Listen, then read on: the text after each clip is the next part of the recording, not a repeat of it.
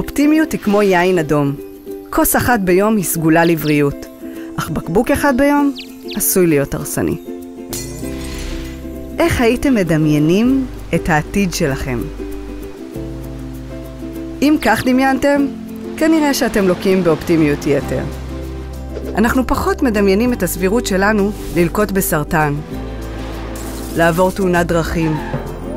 לעומת זאת, אנחנו מבצעים הערכת יתר לתוחלת החיים שלנו, לשאיפות הקריירה שלנו, או אפילו סתם מדמיינים את עצמנו בשייט רומנטי אל השקיעה. בקיצור, אנחנו יותר אופטימיים מריאליים, אך אנחנו עיוורים לתופעה. בנישואים לדוגמה, שיעורי הגירושין בעולם המערבי נעים סביב 40%. כלומר, מתוך 5 זוגות נשואים, 2 יפצלו את נכסיהם. אך אם תשאלו נשואים טריים על הסבירות שהם יתגרשו, הם מעריכים אותה בכ-0%. אופטימיים אינם פחות מועדים לגירושין, אולם הם כן נוטים להתחתן שנית. אנחנו נוטים להעריך את עצמנו מעל הממוצע בתכונות שלנו. ובכן, זה בלתי אפשרי סטטיסטית.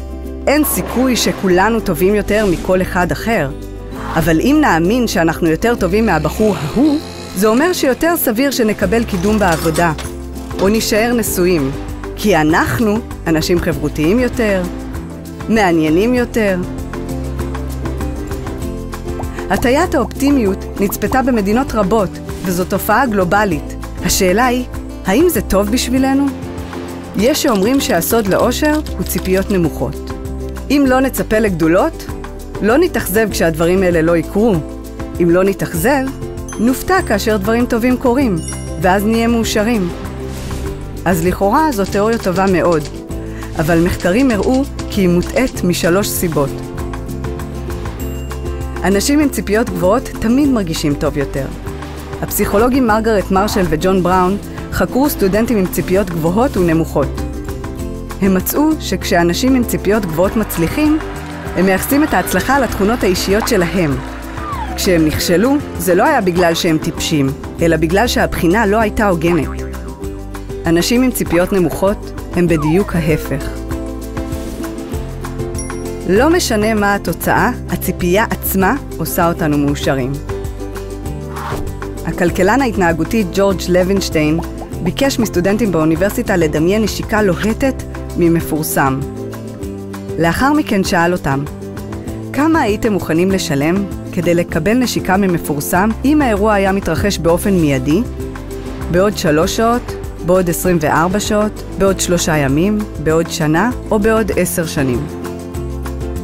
הסטודנטים היו מוכנים לשלם את הסכום הגבוה ביותר בעוד 3 ימים.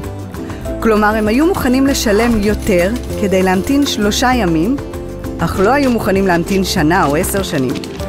משום שנשיקה מיידית תעבור ותיעלם, ונשיקה בעוד 3 ימים מאפשרת את ההתרגשות שבציפייה.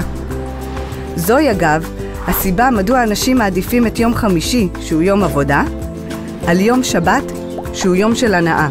יום חמישי נושא עמו ציפייה לסוף השבוע שלפנינו, בעוד שהדבר היחיד שיש לצפות לו בשבת הוא שבוע עבודה. הציפייה משפרת את איכות חיינו. ניסויים מבוקרים הראו כי אופטימיות לא רק מקושרת להצלחה, אלא היא מובילה להצלחה. אז איך נוכל לשמור על אופטימיות? המפתח הוא ידע. אם תחשבו שלילי, תהיו פסימיים ולא תאמינו שאתם יכולים לעוף, כנראה שלא תצליחו לעוף. אולם אם אתם אופטימיים המאמינים שאפשר לעוף, אך מצמידים מצנח לגב רק ליתר ביטחון, תתרוממו אל על ותוכלו לגלות חוויות שלא ציפיתם להם, גם אם הדברים לא יסתדרו לגמרי באופן שתכננתם.